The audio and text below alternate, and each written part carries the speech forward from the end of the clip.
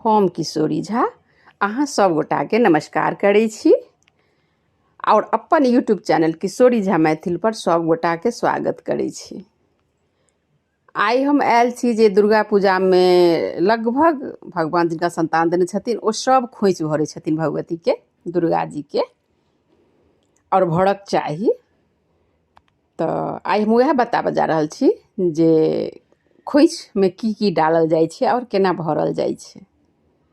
तो सुनू, सबसे पहले तो जे रात में दुर्गा जी के निशा पूजा होइ छन ओकर बाद अष्टमी होइया तो खोइच अष्टमी के भराइ छै। तो ओइ दिन व्रत क के खोइच भरल जाइ छै। ओना तो अष्टमी के व्रत सब गोटा करिते छियै, लेकिन जे नहियो करै छथि तो खोइच भरऽ तक ओ व्रत रहती। व्रत क के खोइच भरल जाइ छै। नव कपड़ा पहिर के पूरा श्रृंगार क लिअ और नव कपड़ा पहिर के नव लहठी सब चीज क के तखन अहाँ ई सामान सबके ओरियान क लिअ। जेना कि सबसे पहले लाल कपड़ा लिअ, 1 मीटर एकटा ब्लाउज के पीसे ल लिअ या जे कपड़ा अहाँ के हुए, कियाकि तो लाल रंग माँ के बहुत पसंद छै। लाल रंग के कपड़ा ल लिअ, ओइ पर सावा पौआ या 5 मुट्ठी 3 मुट्ठी जतेक हुए चावल ल लिअ अरबा, 5टा गांठ ओइ में हल्दी के धऽ दियौ, 5टा दूबि धऽ दियौ और ओकर बाद अहाँ 5टा पानक पात ल लिअ, 5टा सुपारी ल लिअ।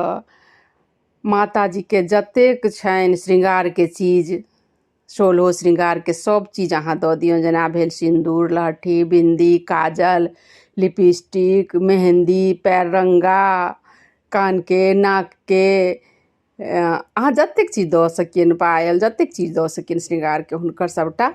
और चुनरी, एकटा चुनरी सेहो ल लिअ।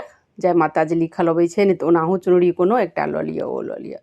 ओकर बाद फल ल लिअ, मिठाई ल लिअ। फल में केरा, नारियल और सेब जे अपना हुए ओ अहाँ ल लिअ। ओकर बाद अहाँ भगवती स्थान कतौ दुर्गा जी जतऽ छथिन ततऽ चलि जाउ। भगवती के आगा में ओकरा बिछा लिअ, धूप अगरबत्ती जरा लिअ और ओइ में सब चीज धऽ दियौ। ओइ कपड़ा में चावल, ऊपर से पान सुपारी धऽ दियौन, फल फूल जते श्रृंगारक चीज अइ सब चीज धऽ दियौ, रुपैया दऽ दियौन ओइ में किछु खोइछ में। और बस ओतऽ फेर उसरैग लिअ, भगवती के गोर लागि लियौन, प्रणाम कऽ लियौन और ओकर बाद हुनका पंडित जी के दऽ दियौन बान्हि कऽ खोइछ, जो ओ भगवती के कनि देह लगा देथिन और अपन राखि लेथिन।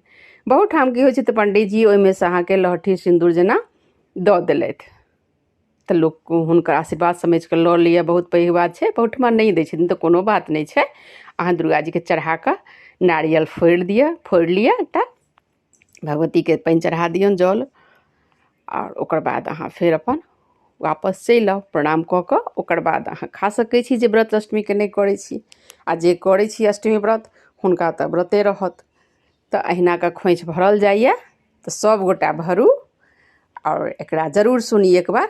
यदि नीक लागे तऽ जरूर हमर चैनल के सब्सक्राइब कऽ देबै और लाइक और शेयर सेहो कऽ देबै जे सब गोटा भरथिन वीडियो सुनऽ के लेल।